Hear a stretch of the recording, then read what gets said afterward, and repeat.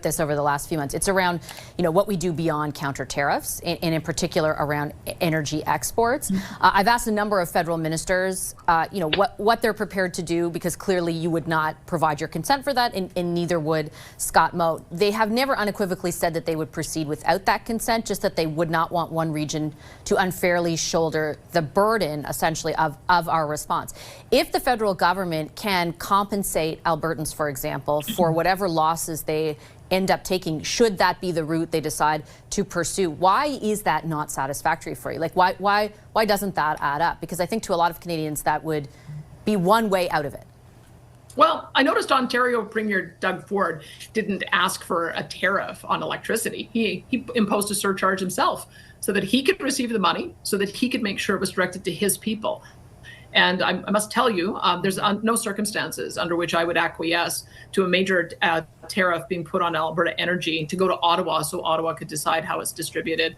And quite frankly, the trust is gone with the federal government. They canceled pipelines. They've banned exports off the West Coast. They have put in a net zero power reg. They talked about an emissions cap. So if you think I'm going to believe that they'll take $40 billion out of our economy and just trust them, that it's going to come back, I don't. So no, it's not on. We're not going to agree to that. And nor should Ontarians and Quebecers want us to, because if the Americans retaliate by putting also restrictions on energy, it's Ontarians and Quebecers who are going to be harmed by that. 100% of the product that they get to heat their homes and run their cars comes from the United States. So just know that I'm acting in the interest of all of the country and saying that you don't want to play a war on energy.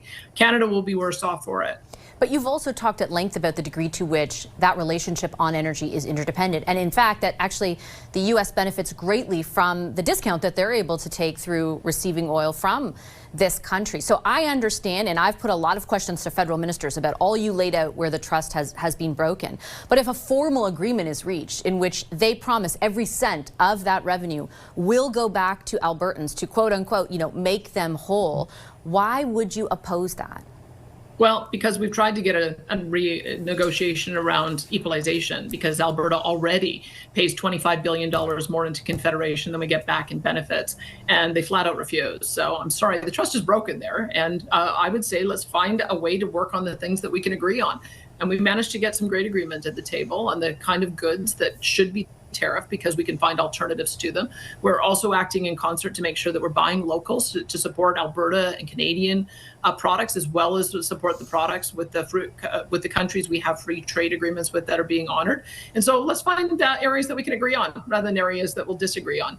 Even if it holds back our response, even if it holds back one of our biggest pieces of leverage? Vassy, there's no circumstance under which I would agree to another tax on Alberta that takes $40 billion out of Alberta. You can ask me as much as you like. The answer is no. Okay, I'll leave it on that note. Thanks very much, Premier.